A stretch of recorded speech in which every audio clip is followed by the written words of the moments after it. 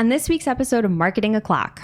Use coupon code ConversionLiftMillions to get a meaningful ad credit from Facebook ads. Unsubscribe and report. Gmail ads are being discontinued. Amazon shoppers are laying it all online this holiday season. The Facebook Ads Product Guide does not want to hear about your Facebook ads problems, but we'll tell you about ours anyway. Ahref equals www.marketingclock.com. Unfortunately, we are still talking about this /A. This is an audio platform.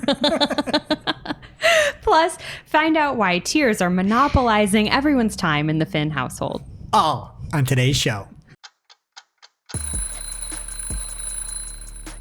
Marketing O'Clock is your weekly dose of digital marketing news, a proud part of the Search Engine Journal Podcast Network.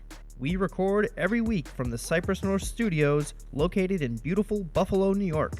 Tune in to our critically acclaimed Famous Friday news show for insights, updates, rants, and much more as we cover the full gamut of digital marketing for you. If you want to follow along, just check out our show notes or head over to marketingoclock.com for all of the links from today's articles. And please subscribe so you don't miss a single episode. Hey there, I'm Christine Zernheld. AKA Shep. I'm Jess Budd. And I'm Greg Finn. And it is officially Marketing O'Clock. Here on December 4th, 2020. Remember, you can catch our Famous Friday news show on YouTube or your favorite podcast player each and every Friday morning. All your digital marketing news from the week. Powered by the digital marketing community. And if you want to join the conversation, and please do, just hit us up. We are at Marketing O'Clock everywhere. Hello, everyone. Thank you for joining us for another episode. We are in studio again. I was just telling Jess and Greg, this is like being in jail, kind of, and with the sneeze guards. And you guys are like, it's visiting hours, and you're my family. Aw. Because we are here in person in a plexiglass palace where there's just plexiglass everywhere. Yeah. Palace is a strong word. It's executive palace. But it's so nice to all be together, whatever way that needs to be. So what is going on with you, Jess? I just have to say, I have found my Dr. Pimple Popper, my gross thing that I like to watch. Do you know we got thumbs down on that video that Shep had and talked about chicken dinner? Well, because you put like 7 chicken dinners. You were still talking. I said chicken dinner one time. You really want to That's a You lie. made it a That thing. is a lie, and you know You it. made it a thing. I think I said it one time. Yes. Well, we have We'll the go back tape. and watch. Okay. Yeah. Right. We have a czar. What is it, Jess? Anyway, this is not an official endorsement because it's kind of nasty, but it's called Another Dirty Room on YouTube. And they go in like those gross motels you don't want to go. And they take like their science kits and they swab the toilets and they lift up the mattress. And like, if you want to be grossed out, but not in a pimple way, I recommend for No. late night viewing. Yes. That's not satisfying, though. Do they clean it? No, they don't clean it. If My they show burned is it down, satisfying. It's not satisfying. It's more like you sit there and you just feel good every time you spend $200 a night on a room. You're like, I know why I'm paying this rate. There's a resolution in mind. I agree. I'm with Shep. Whatever. Get out of here, both of you. What about you, Greg? Well, so this past holiday weekend, well, a little backstory. So I have a wife who I've been together for a long time, and we almost broke up over a game of Monopoly in the past.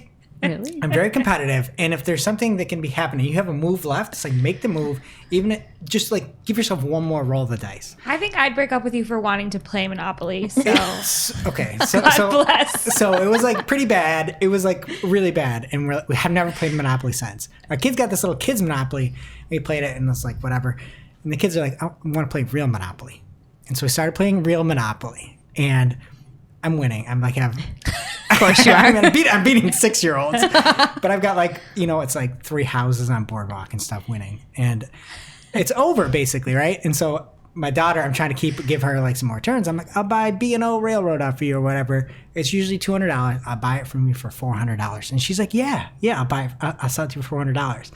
My wife comes in and is like, no, try to get more money out of them. And so Isn't that not allowed? no, I could go off on a whole show about how terrible Monopoly is. Anyway, so then my daughter goes to me, I'll sell it to you for $500. And I go, no, and I'm not going to negotiate anymore next turn. And then my daughter's like, gets upset. But I'm like, it's a parenting lesson. If you want something, take it. Don't listen to other people kind of thing. Again, I'm kind of a jerk. I get it in this scenario. So my daughter starts crying. And then because my daughter starts crying, my wife starts crying because she feels bad that she didn't get the property for my daughter. And then because my wife and daughter are crying, my son starts crying. And then I'm looking at everybody and I'm laughing so hard that I start crying from like laughter because I'm like, what are you guys doing? You'll get it next turn. I'm just trying to teach you a lesson. I'm like, go after what you want. So everybody in the family household is crying again. I'm ever going to play Monopoly again. Yeah, burn it. Yeah, I mean, the lesson you taught them is I'm going to laugh at you when you cry. There's no reason to cry about it. Oh my goodness. But it was so funny. So That's I'm sure I'm a amazing. jerk. and Yeah, everybody's you should fine. not be allowed to play that game, especially with children. Yeah, stick to Candyland. Oh, God. I, I could can't go off believe about they were playing Candyland, too. it. Candyland's too easy. Well, if you play with this guy, I bet it's not. Okay, well, just a reminder, if you have a grievance to air or a spicy take to share, anything you want to get off your chest, our phone lines are open. Visit call.marketingoclock.com and leave us a voicemail on any of the stories you hear on today's show or anything you see in the news next week, and we might play it on next week's show. And we will be at the SEJ E-Summit as long as they don't cancel us after my story about making all the children in my house cry. And you can sign up and get your ticket today. It is searchenginejournal.com/SEJ-E-Summit. And we will see you there on the main stage. And also, we've seen a few folks in their Spotify Wrapped screenshotting us on the podcast. And we're going to give away a shirt to somebody out there on Twitter. If we made the list, and don't try to cheat and use Photoshop. If we're on the list, we'll be there, and we'll randomly select somebody to win one of our either criminal or raise your budgets shirts. So check that out. And I take it I'm not in the running, even though we were my number one podcast. You already got some coming. Fair enough. Today's episode of Marketing O'Clock is brought to you by Upfluence. With Upfluence's all-in-one platform, marketers can streamline their influencer marketing campaigns and scale their influencer program in no time. Build influencer lists and contact them at scale. Keep track of all your collaborations and measure your campaign results, all in a single platform. Start streamlining your influencer marketing campaigns today. Go to get.upfluence.com/SEJ. That's get.upfluence.com/SEJ to get started. And we'll talk some more about how Upfluence works and why you can't market without it later in the show. What's happening in the news this week? And first up in the news this week is a tweet first spotted by Julia Vise on Twitter, at Julia VYSE. And she says, "Hey, PPC chat fam, here's a bit of news that just dropped just before everyone left for the holiday, ... And there's a note from Google about Gmail ads saying, starting July 1st, 2021, Gmail ads campaigns will become read only. This means that after this date, advertisers will not be able to create new Gmail campaigns or make changes to existing Gmail campaigns, including edits to existing Gmail ads. To continue serving ads on Gmail, we recommend that you create a discovery campaign. Discovery ads allow you to expand your reach from Gmail to other Google-owned services, including YouTube and Discover, reaching 3 billion people globally. And it's billion with a B. So if you want to get in front of folks in their Gmail inbox, Discover ads is going to be the way to get there, but you also show up across a lot of other Google properties and services and YouTube. Yeah. And I liked that they looked like I mean, I never got into work, full disclosure, but I liked that they looked like emails. See, I had a lot of success on some of the things back when you could target the sender on there, where you could target the domain that it was coming from. They kind of changed that a little bit. You could still try. But if we had something where you had accredited investors only, and we could target all these other people that were getting these messages, that if you got the message, you were accredited. And we did actually really good on that. But once they took that away, it kind of dropped it a little bit. But there was a good response back and forth on the thread that I want to add in here, and it's from Natalie Beretta. And Natalie said, "My reps confirmed this a little while ago, since Discovery also shows on Gmail. It's getting consolidated into that. I'm running some Discovery now, and they're surprisingly performing pretty well." So Julia went back and said, "I really like Discovery, but I don't want to replace Gmail with it. Not everything needs to be on YouTube." And then Natalie said, "We're running local campaigns, and I hate that they also run on YouTube. I like lying to myself by saying that our ads probably rarely show on YouTube." So that is the way to go. I just never like with Gmail ads. I know I whine about it every time we talk about Gmail ads, the fact that a click isn't a click. Yeah. And when you're reporting and you're showing clicks, you have to take Gmail ads out of the equation because a click is actually opening it up. It's not a click to a website. So I will not miss that feature. And if you really do have a lot of success with Gmail ads, you probably should make as many as you can while you can, right? And we've seen that with some of those HTML ads that were, again, sunset, but you can still use. So if you love Gmail, make as much as you can right now and cross your fingers. Yeah. And I wouldn't think they would stick around for too long after if they're not letting you make new ones, right? Well, they've let things go. We still have some clients where we run ad copy against old HTML ads that are no longer supported. Wow. Yeah. Okay, well then make them now. Let them run. Make them now. If they're working, build it out. And next up this week, AdExchanger reported a code error last week regarding Facebook's free conversion lift tool, and the issue went unfixed for as long as 12 months between August 2019 and August 2020. They just fixed it this past September. This reportedly affected several thousand advertisers, and it's being reported now that Facebook is offering some advertisers millions of dollars in credits to compensate for miscalculating the number of sales derived from ad impressions. Because the big problem here is people thought things were working and were investing in it, and they're like throwing their money away because it wasn't working at all. Millions of dollars. So the level of compensation varies depending on the advertiser's spend. But in some instances, the mistake means advertisers are being given coupons worth tens of millions of dollars. Like, what's the code? I know, give me that. You go to your Facebook ads manager, put it in, and it just Millions, 20. rejects it. It just rejects, shuts down. Get Rob on the blower. Don't get Good Rob on luck. the That's coming, okay? And it did confirm it's offering one-time credits to advertisers, Facebook did, who have been, quote, meaningfully impacted by the issue. But who are they to decide, like, what's meaningful? I mean, if it's been going on for a year, I feel like everyone was meaningfully impacted, right? Everyone needs these coupons. I love that you're calling them coupons. They call them coupons in this TechCrunch That's article. not the right word. I just love that it was the free conversion lift tool that actually like just lifted extra dollars out of your wallet. Yeah, and I just like the idea of we're all getting like these Bed Bath & Beyond coupons, these Facebook ads credits like in the mail. We got to cut them out. Type in the code millions20. I want my coupon. Oh, I also love this TechCrunch article because it was like super, super sassy in the beginning. So they're talking about how they have like more problems with their reporting. And they said, for post-Facebook ad metric errors, check out our reports from 2016. Here, here, here, and here. And it just said that in the text. And then each here was like a link to another article. I just love it. Like Facebook is so out of control. And this is not what they needed right now. And I love that it came out the week after they were all off of work for Thanksgiving too. Like they're all like, we can't handle this right now. Like, let's talk about it next week. No. All of our support broken. All of us vacation. Here you go. They should have done it right before. Maybe people would have forgotten. I know. Oh, yeah, your coupon doesn't come and then you just forget by Monday. But I think the big takeaway with this is you see something like conversion lift and you see these smart campaigns. And I've seen stuff where we've had trouble attributing it to the sales it's reporting on. And if you see, like, you need to be diligent and not just trust these ad platforms face value. I think there's going to be something with smart shopping. Where people are going to find out it's not really working as well as they I think. think so. I don't know. I've just seen some weird instances with it where it's attributing it and it should not be. So I don't know. Again, some of these things that seem a little bit too good to be true, like your conversion lift. Like, all right. Don't just track things in the ad platforms for sure.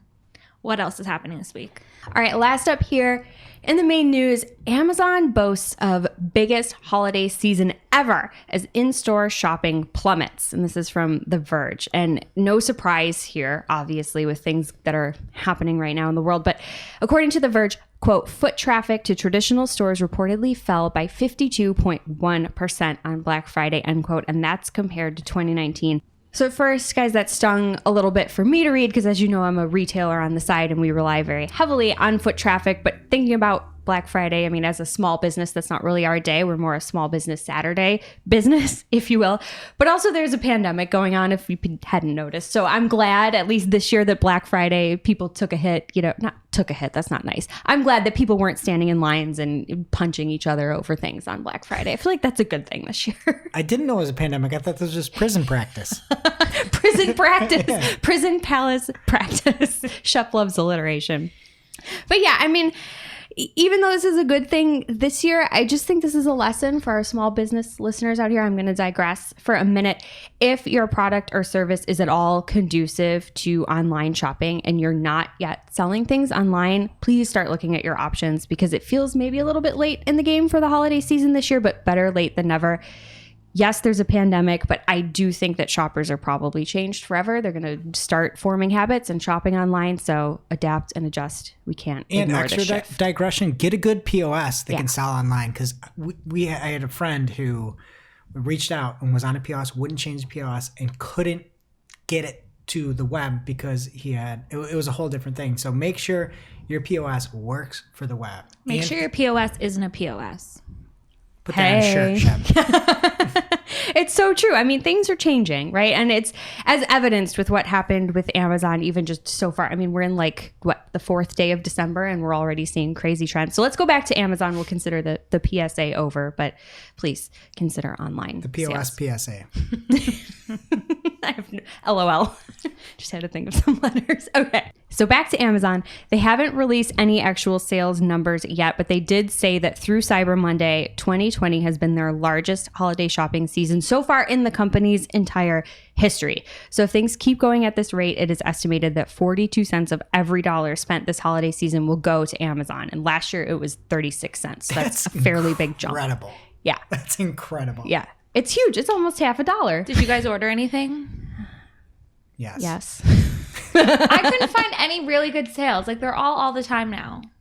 Yeah, they definitely, you didn't have to order on Black Friday. Everyone was calling it extended. Yeah, What I feel a first world problem. There's too many sales. I woke up Black Friday morning and I was just take my money. And I couldn't find any good coupons anywhere. I guess we need to call Facebook. Coupons? This isn't Facebook. We don't need What coupons are you looking for? I have Honey, and this isn't an ad. Yeah. It scans for all of them, and every time it's no buyer's remorse here. You already have the best deal, and I'm like, that's not what I wanted to see. Yeah. You know who has good coupons now? Gap, or Really? The Gap. Oh, excuse me. Yeah, it's always 50% off. That's very fancy. I don't know. Chewy was doing some things, and I liked, we're digressing here, but I liked what Chewy did. They had their Cyber Monday deals, and they were like, but if you want to shop on Giving Tuesday, we'll extend Cyber Monday, and we'll match it and give it to shelters. So I bought a cat tree. The dog place? Yeah. Oh, they have cat stuff too? They have cat stuff, too. Oh. Yeah. All pets. This also not an ad.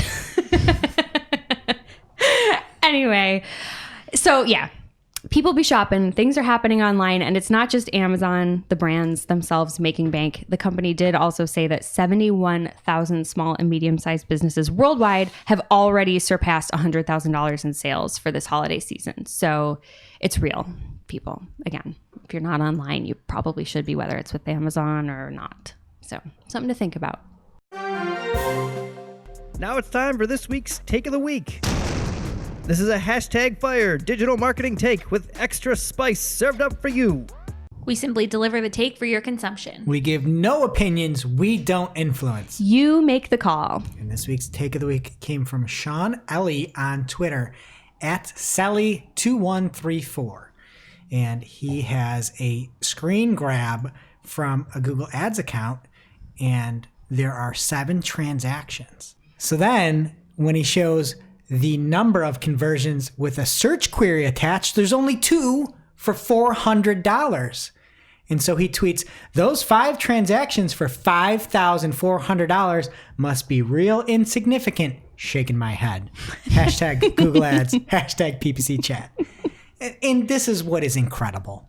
To say something is significant and then not give people the power to see where all the revenue is coming from is criminal. Would you like criminal. meaningful more? Because that's what Facebook is saying. Get this guy a coupon. And now it's time for this week's ICYMI. This is just something you might not have seen. Maybe something that you overlooked. But you shouldn't have. ICYMI people from Nava Hopkins Nava F on Twitter. She has this screen grab from Google Ads. It looks like she's trying to update her bid strategy, and it says, "Smart bidding can help improve performance. Check your bid strategy report for more detail about your bid performance and steps you can take." And then it has this bid strategy report, and she can choose to continue with manual bidding or switch to automated. And then she says, "It's okay, Google Ads. I think I'll take my chances on manual bidding. This warning is predatory, and I'm not a fan. Never mind, we still have to go hunting for manual bidding in campaign settings." Yeah, so they're making it look like almost she's doing something wrong. I know. Like if you didn't know any better, it's so just criminal. Hashtag. What are they You go, doing Shep. to people?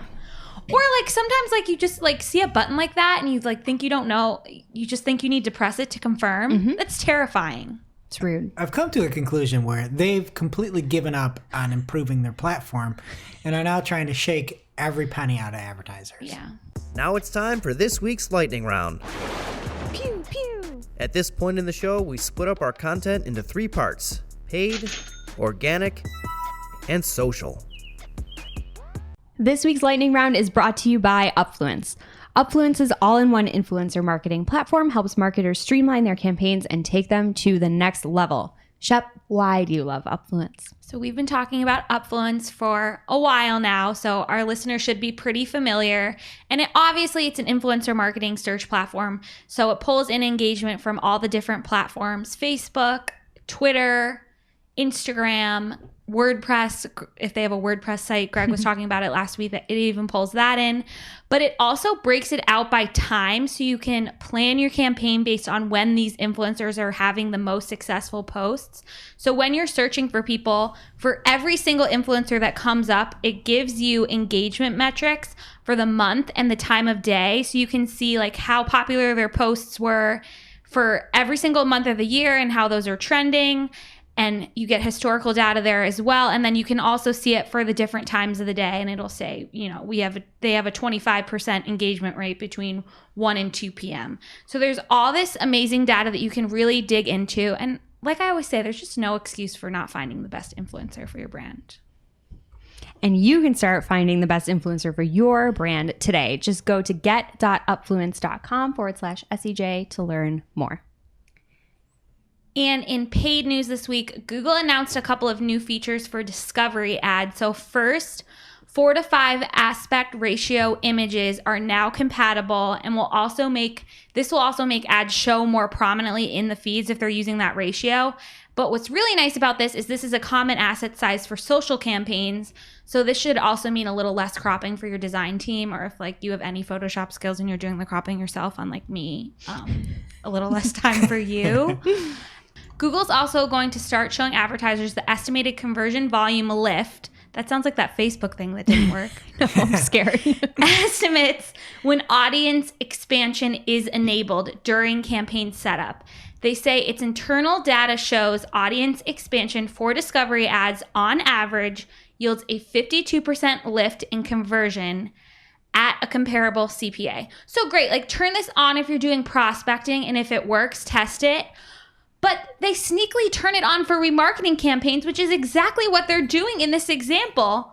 From the article, they have audience expansion enabled for all website visitors' audience. That is not what that's not remarketing. It is terrible.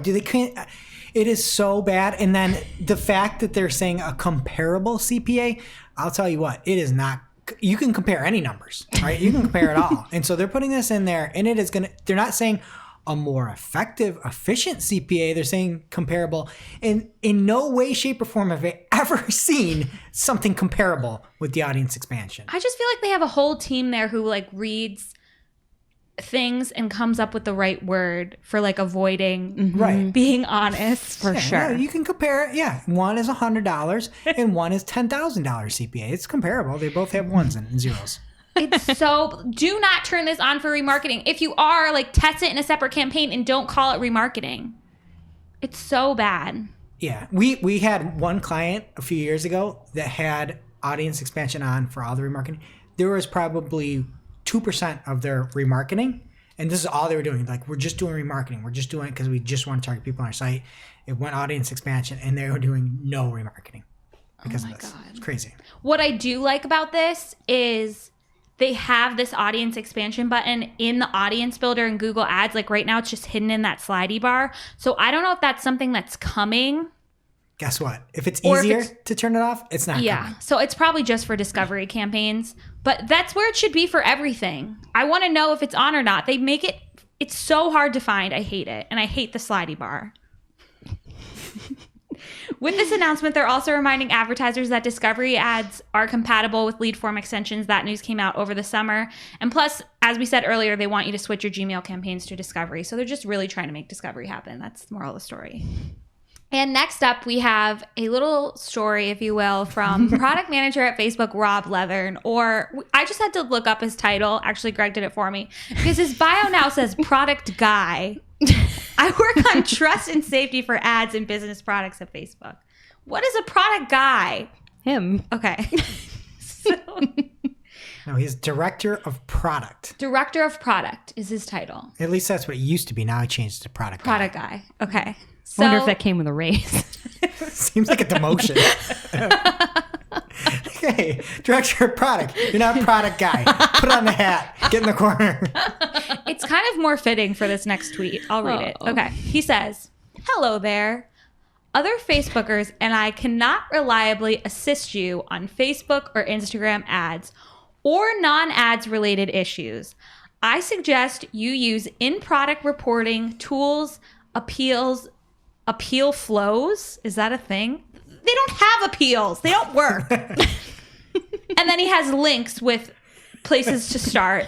And he also like pinned it to the top of his profile. Like he's basically just like, stop talking to me, because earlier this year he tweeted that there was a technical issue that caused Facebook ads accounts to be mistakenly disabled. People were replying to him. At the time, I said it was nice that he said his DMs were open, like DM the details if your account didn't get re-enabled. He's taking all that back now. He's like, don't talk to me. Nobody can help you. Use our non-existent appeals tools.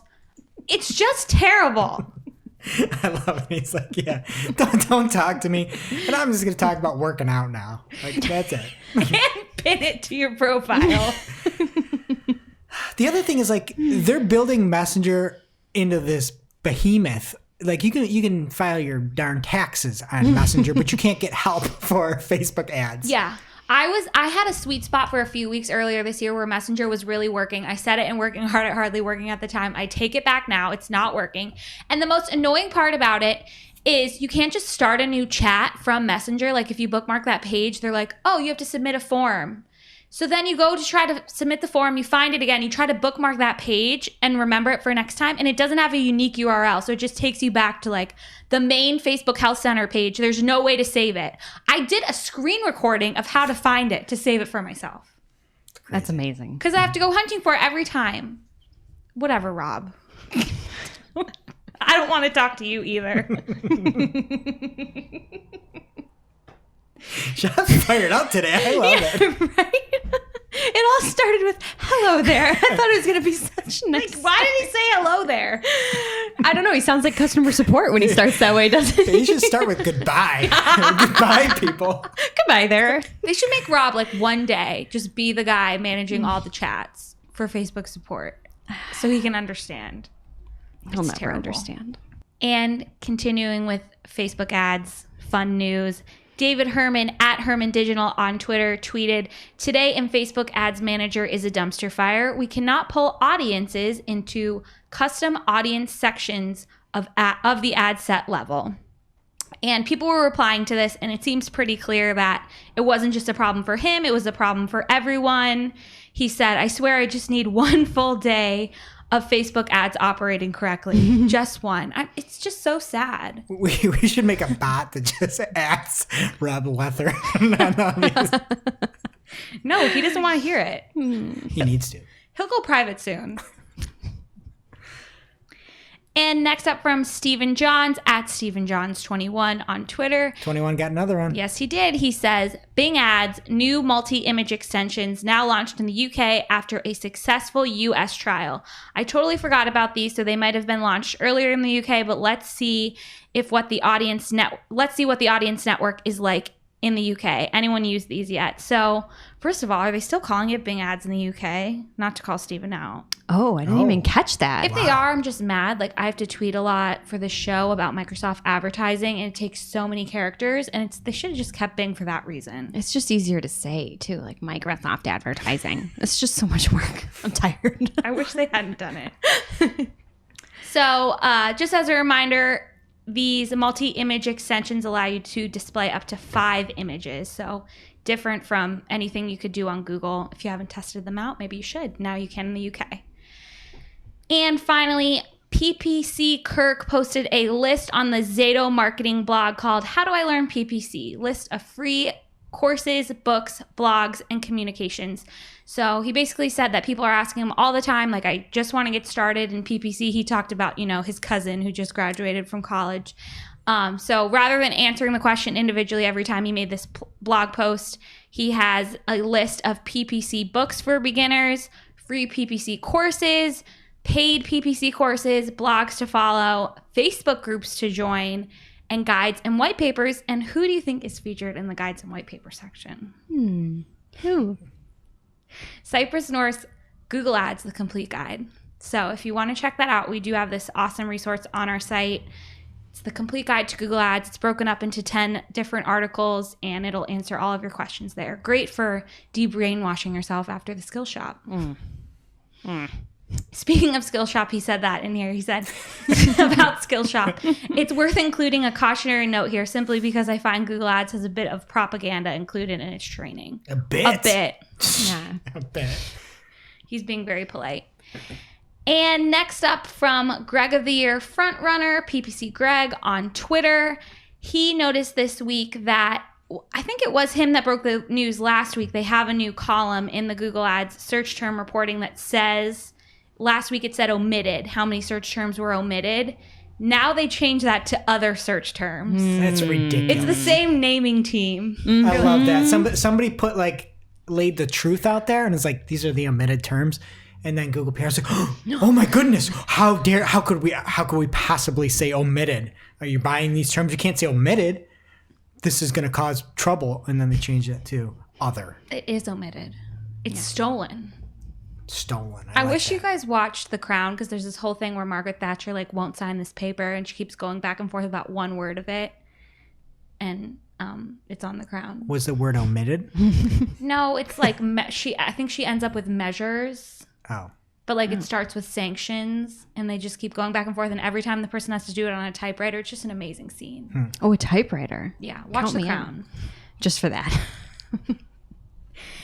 And now on to our new segment, Beyond Google Ads, because guess what, guys? Google Ads doesn't care about you. But we do.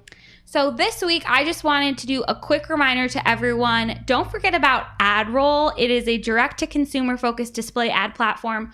We use it. I only work on it for one client and only remarketing right now, but I learned that they actually do contextual targeting, and they have a lot of interesting direct-to-consumer categories: arts and entertainment, food and drink, gamers for me and Jess, news, personal finance. They have everything on here: retail, travel, fashion and beauty, family and parenting. And then some of the sites are really awesome. They have people.com, Variety, Yahoo Finance, TMZ, Scary Mommy. Wait, where was the really awesome one? People.com is a good site. No, it's not. They have a lot of people on their site. .com. You might want to show ads there. Spotify. Wow. I guess it's not the app, it's the website. ESPN, Expedia, Cheapo Air. These are good sites. So if you want Cheapo Air. A lot of people over there today. I've used that, I know. But, when the world goes back to normal. So yeah, there's a lot of good placements. They have contextual targeting. I didn't know they did. So just in case anyone else didn't know, check it out. All right. And this week in Organic, we are going to start with new ways to connect with and understand your customers. And messaging with customers just got easier because now you can, as a business, hey, local business, you can now not just use your My Business profile, you can message with your customers using Google Maps. And your customers can message you with Google Maps, because that's what everybody really needs is the ability to say, where do I get there? And then I'm just going to message people. What are your thoughts on that, Jess, as a small business? I mean, it's one more thing for me to have to manage, which is kind of annoying. But I think if somebody has a question and they're in the map, you might lose them if they have to go look for you elsewhere. So I can see the upside to this. Yes. And they said, and soon you'll also be able to see your messages right from Google Search via the customers menu on your business profile, which I think is better. Oh, all right. But there is some validity to being like, hey, I'm going here. I'm already in my maps. Let me message that. And they also have additional customer interaction reports coming as well for your local business. It looks pretty cool. You can see how people interacted, whether it's calls, messages, bookings, and then your business profile performance. And it'll be over on our show notes at marketingclock.com. All right. Another piece of news from Google Maps is you can now discover what is happening on Google Maps. Surprising. Can't believe it. Wow. So Google says the world is dynamic and it can be hard to keep up with changes in your city and neighborhood. And so there's now a trusted local sources will be shown in the community feed, which will be in the Explore tab of Google Maps. So you can find the latest reviews, photos, and posts that were added to Google Maps by local experts and people you follow, as well as food and drink merchants. Oh. Food merchant. And articles from publishers like The Infatuation. Like, they're just trying to make Google Maps their social network at this point, right? What else is this? That's really sad. Yeah, but hopefully they don't just shut it down. I know, I use gonna be the Google thing. Maps. I I know. need Yeah, it. seriously, we Yeah. all need it. Yeah. Oh, you like Google Play music? Oh, hey, it's gone. Use YouTube music. All right. Someone's bitter. I bought things there. They said, hey, buy it on Google Play Music, and I bought it, and that's You bought those clicks too, but they're not telling you where they came from. omitted. So next up, Google put out a webmasters thread on Core Web Vitals. This came out on Wednesday, and it is the Core Web Vitals and Page Experience FAQs. And if you've got any questions on Core Web Vitals, anything from what are the metrics, why are they relevant, to one that I thought people might have help with is the difference between desktop and mobile rankings. Is Google recommending that all my pages hit these thresholds? What's the benefit? If you want Google's answers, you can click on through to the show notes and marketingclock.com and check out that full thread. There's a lot of questions around it, and I appreciate the fact that they try to answer a lot of Google speak in there, but somewhat helpful. Next up, Google Search is updating their podcast carousel with larger graphics. So they used to have those little teeny square graphics, and now they're bigger, and they kind of do that. Do you remember, like, if you see TV and it's like standard def, but they try to make it high def and they don't have the footage, so it kind of gets blurry on the sides? They're doing that with podcasts now in a bigger format, but with the same square podcast image there. And I don't think it looks bad. I think it actually looks good. I couldn't replicate this with Marketing O'Clock, but there are some examples in the show notes or on YouTube if you're watching. These examples could use some more green. They could. You're right, Shep. Keep the red shirt, but maybe a little more green in there. So it's a good reminder to use Google Podcast Manager as well, so that you can get not only the information as to how people are consuming your podcast, but help with Google and make sure you're in the feed. Next up, in No Duh news from Barry Schwartz over at seroundtable.com, anchor text is a Google ranking factor. All right, next up in Oh No news. Google says longer versus shorter anchor text, not better, but may provide more context. Also from Barry Schwartz at Search Engine Roundtable. And the reason it's the oh no, and we can insert the shop oh no right here. Oh no. Because this is anytime Google gives any inkling of something, of a direction, it gets totally blown out of proportion. And SEOs just hack it to death with this feedback. And we're going to get reports from competitors being like, oh, here, I just ran this report. And guess what? Your incoming anchor links could be longer so that they have more context provided. And it's like, no, that's not the point. The point is, if you have descriptive text, it's helpful. It doesn't mean go make longer anchor text and go buy links or do whatever you got to do to make longer anchor text. You're just making a statement, and I wish this wasn't an article. But it is. It is. So I love Barry. Read a different article of his, but not this one. All right, next up there, Google also launched the Large Site Owner's Guide to Managing Your Crawl Budget. If you've got a huge site that's being overwhelmed by Google and the crawlers. You can check it out. It is a guide that describes how to optimize the crawling of very large and frequently updated sites. Next up, by way of BFF of the show, Glenn Gabe on Twitter at Glenn Gabe. He says, in part of schema.org version 11, a new type for AMP story was added. If you're publishing web stories, you should check it out. And there's a link to it at schema.org/AMP story, and a hat tip to Bill Sawaski. We talked about this quick last week. There's now our article up on Search Engine Journal. If you want to see the web stories extravaganza marketing a talk with Glenn Gabe, Samuel Schmidt, myself, and Shep, I thought it was fantastic. And this is something else to add into the equation if you're working on web stories. Add that schema in, folks. And that's it for Organic Jess. What's happening on social? All right, quite a bit this week. Not really. Slow news week. First up, from The Verge, TikTok is reportedly testing longer 3-minute videos. I feel like this could also be an oh no news. But Matt Navarro, of course, was on the short list, and he received the following notification about this test. It said, upload longer videos. You have early access to uploading videos up to 3 minutes long on the TikTok app and desktop. To try it out, make sure your app is up to date and try uploading a video from your device on the app or TikTok.com. Great instructions. I'm not on TikTok, so I don't know if this is necessary, but I feel like not. Like, it could be great for brands or creators if you really have something to showcase, but I just think that people are going to abuse this and make longer, stupider videos because that's what TikTok is. I'm worried about the health of people. Like, you're used to a 1-minute dance. Now you got to 3x that dance. Right. Your heart rate's going to be real up. like dance competition dance from like StarQuest. Or one of your German workout What videos. is StarQuest? Like one of the dance competitions I went to in high school in Woodbridge, Virginia. Did you win? Probably not. But didn't you win something for cartwheeling once? I won a hula hoop competition at Ashford Elementary School. I'm still the record holder. I just stopped because I was bored. Wow. That's awesome. Mic drop. Take that mic, pick it up, and drop it, Shep. Yeah, I was in 3rd grade, and then they stopped. They stopped having the competition. I hear. Oh, I wonder that's why you're the record holder, because they stopped it. I mean, Yeah, come really. on. It was a long time. I kept beating myself every year, and then they just stopped doing it because it's like, what's the point? Wow. I mean, You ruined it. yeah. You ruined it for everyone. No more hula hooping. All right. Moving on. Reddit reported an average of 52 million daily active users in October, and that is a 44% increase in active engagement year over year. So this just in, people are still bored here in 2020. And I think that includes the masterminds over at Spotify and celebrities too, because, and I can't believe I'm about to say this, guys, brace yourselves.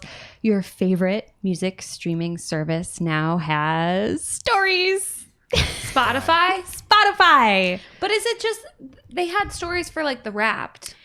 Yeah, it's kind of like that, whereas like they're in control, you're not. So you can't, like, not everyone can just go make one. They're associated with a limited number of playlists. So right now, if you look at the Christmas hits one, there's like that little circle that everybody knows me in story, and you can click it and it's got artists talking about Christmas memories and the songs and whatever.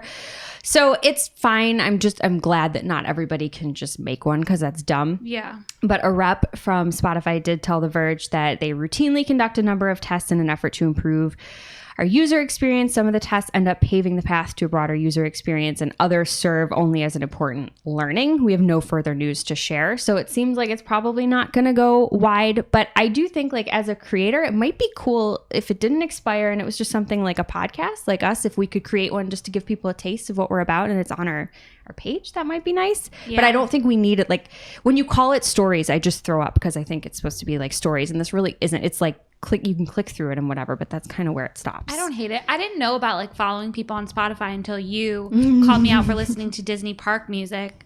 And I was like, how do you know what I'm listening to? And you told me you could follow people. I had no idea. Yeah, you can see there's like a little feed on the side, but that to me makes sense. I want to know what my friends are listening to, but that's as social as Spotify should get, I think, for regular folks, I agree. regular users.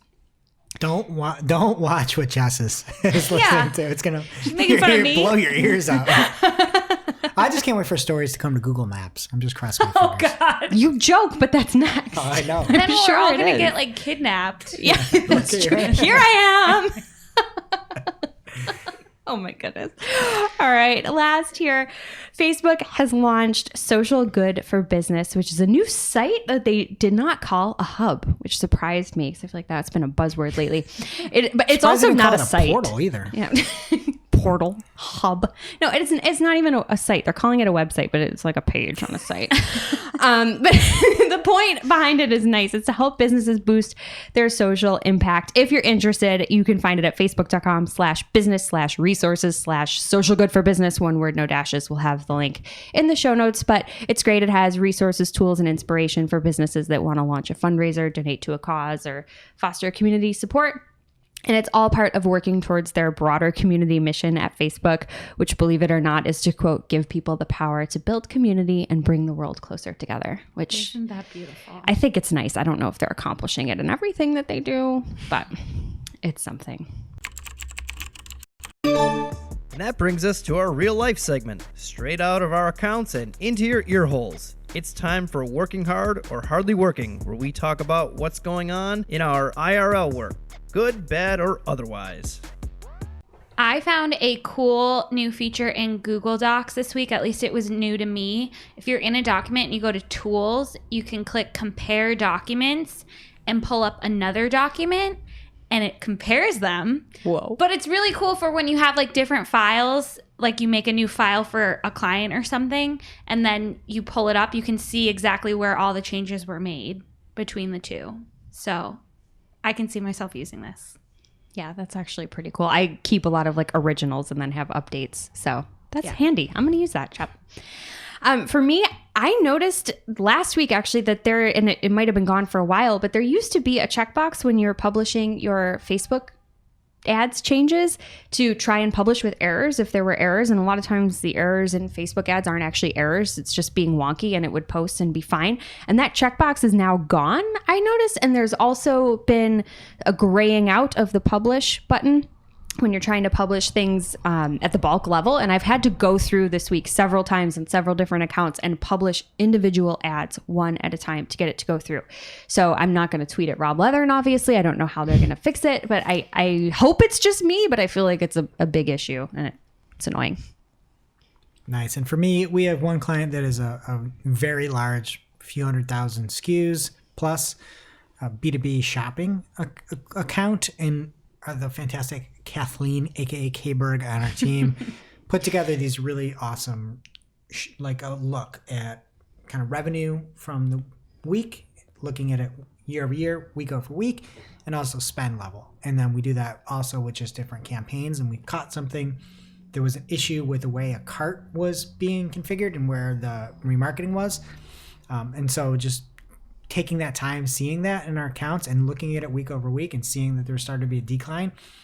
We fixed it. We probably saved tens of thousands of dollars due to it. So definitely compare, contrast, week over week, year over year, all that. And don't let it slip past. And now for this week's Cool Tool. As a reminder, our Cool Tool segment is not an official endorsement or paid mention. We're simply sharing something we found in our travels that may be of use to our listeners and is really, really cool. This week's cool tool is the JavaScript rendering comparison checker from the folks over at SearchView. That's SearchVIU. And shout out to Brody Clark for spotting and sharing this handy and free tool. He's a really good follow, by the way, if you're not following him. It's at Brody SEO on Twitter. But back to the tool, the JavaScript rendering comparison checker looks for differences between what's in the source code versus the rendered HTML of a page, and it delivers the results to you in a straightforward side-by-side format. And then there's also a simple, like super high-level, non-technical visual with lovely check marks if everything's good. And we have an example if you're watching us on YouTube. It is up on the video, and we'll also have a screenshot in the show notes so you can see just how awesome and easy it is. So if you want to check it out for yourself, just head on over to searchview.com/en/JavaScript-rendering-comparison-check, or just go to marketingclock.com. We will have the link in our show notes. It's handy. Bookmark it. Keep it around. Now it's time for our must-read marketing article of the week. An article so advanced, so in-depth, so detailed that we simply cannot cover it in its entirety on today's show. And this week's must-read marketing article of the week comes from Christina Azarenko at AZARChick on Twitter. And she has a domain migration checklist and ultimate Google Data Studio dashboard over at Marketing Syrup. So the SEO checklist for domain migration includes a few words about the change of address tool, the ultimate Data Studio dashboard to track domain migration. Again, that checklist like we talked about, how to use the domain migration analysis dashboard. And it's just a great look if you've never done this before. We have specific things we do on our side, but this is like an all-in-one. If you've not done it, take it, use it, build off it, and iterate. But great post. Thank you, Christina. All right, that does it for today's show. It is now officially not Marketing O'Clock. Remember, you can catch everything from the show on marketingoclock.com. And while you're there, please be sure to subscribe so you don't miss a single episode. And we will see you next week.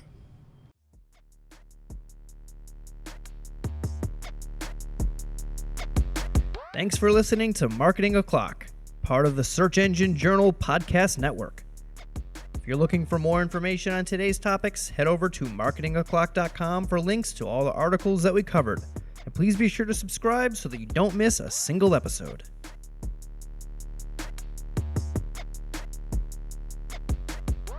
Welcome to this week's Shooting the Heck. We're after our famous Friday news show. We don't talk about marketing anymore. We just... Shoot the heck. This week, I don't know about you guys, but I'm just obsessed with Spotify Wrapped. Like, I love learning more things about myself. It's all about me. But they also have stats for, like, you know, the whole world. So I'm going to quiz you guys on those. Oh, no. We're so in touch with the outside world. Actually, I think these are just for the U.S. Still, my point remains. So we're going to go back and forth. I didn't make a multiple choice. They're just open-ended. I want to know, like, your guess and some things that went into your guess. You know, walk me through your thoughts. Okay, so we'll start with Jess. Oh. Who do you think was the most streamed artist of 2020 on Spotify? Is that... What's that guy's name? With Yeah. the rainbow hair? Tekashi 69. Oh, my God. Is he even allowed on Spotify? I don't know if he is, but I feel like he was in the news and people like love him or hate him and they'd be like, I gotta check Don't out say this that guy. guy's name on our show. Did I even say it right? I think so. I don't like that guy. Okay. I don't either. It's You're just wrong. my guess. Do you want to try to steal Greg's? Yes. I'm going to go with some like crossover, still kind of like hip hop. I'm going to go with something that has appeal across the board and say maybe like Post Malone. No, that's incorrect. The correct answer is this gentleman named Bad Bunny. How are our guesses wrong? I've never even heard of that person. I don't even know one of his songs. Not with it. He wasn't one of the 700 artists I apparently discovered this year. Yeah, I guess not. Okay, next question. Greg, what do you think was the most played song of 2020? So my thought process is crossover because it's got to be everything, but I was debunked with Bad Bunny there. So I think it's something that is a little country, a little hip hop, a little Bad everything. Bunny's country? I don't know. No. I'm just going. I'm gonna go with Little Nas X with the Little Nas X song, the Horses song. That was 2019, bro. Sorry, that's how hip I am. Can I steal? Come on, you knew that. No, I didn't. No, I thought it like rolled over. That was last year. Okay, Jess, can you steal? Does it have to be popular this, like it was new this year or it was just popular this year? It says it was the most played song of 2020, so I don't think so. Could be an old song. All right, then it was probably, what about, what's that Lady Gaga, Ariana Grande song where they're like, let it rain on me, I don't care. I think it's called Rain on Me. Yeah, like that seems like a can I have 2020 a- anthem. Follow up guess. Yeah. Could it be Shep by Satchel? No. Was it the Macarena? That's uplifting. No, the answer is Greg was close last time, Blinding Lights by The Weeknd. Oh. And he has a bloody face in this picture. It's a little Who disturbing. does? The Because he Weeknd. went to the AMA Music Awards and wanted to show that you shouldn't drink and drive. Okay, well, he also didn't get nominated for any Grammys and he's mad about it. Well, we'll see him at the Super too. Bowl halftime show. Okay. Top 3 podcasts of 2020. Jess, I'll give you a chance to guess one. Yeah, see if you can get one. Then we'll give it to Greg. I only know like 4 podcasts. Wow. Present company excluded. My favorite murder? Wrong.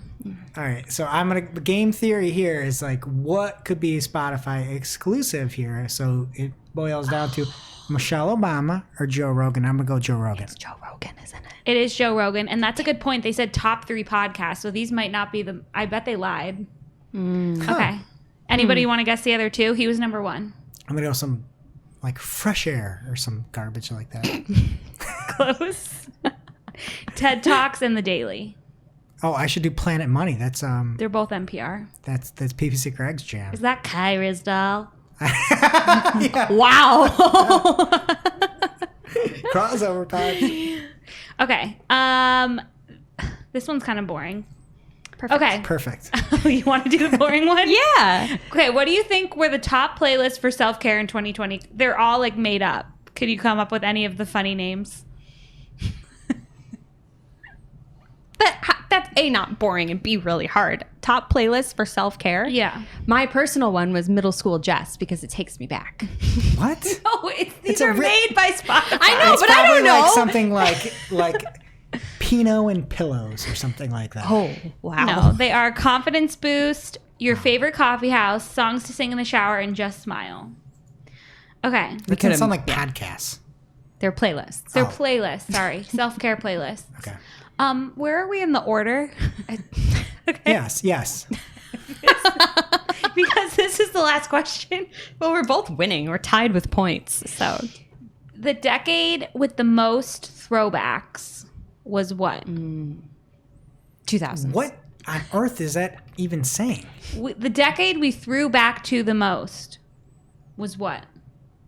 I feel like you're speaking a different What? language. We need Katie on it. Katie is in here, but she doesn't have a mic yet. I literally read it word for word. She's a throw. You should have seen this piece of clothing she tried to make me buy with linen. You should have. Did you see that? The clothing? I didn't see an example. Oh no. my gosh, we got to put it in the show notes. So just pick a decade of Yeah, music what that you decade think do you people think listen was to. played the What? most besides the one we're in? So here's the rationale. I'm gonna go with our fellow throwback Katie here. I'm gonna go with the outfit. It looked like somebody preparing to go to Hale Bop. So I'm gonna go with the 90s. I don't know. I don't get the rationale at all. That's I don't have incorrect. the So if Jess gets it right, you win, right? Oh, do I? Yay! What I is mean, it? You said you I were guess tied. I was- 2000s. Yeah, we were tied at 0. I think 2000s. Nobody got anything. Oh. No. I thought you got one. No. No, it's the 80s. I was closer. How can you say that she won?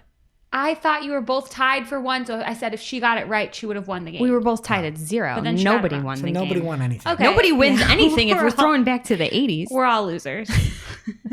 And we will see you next week.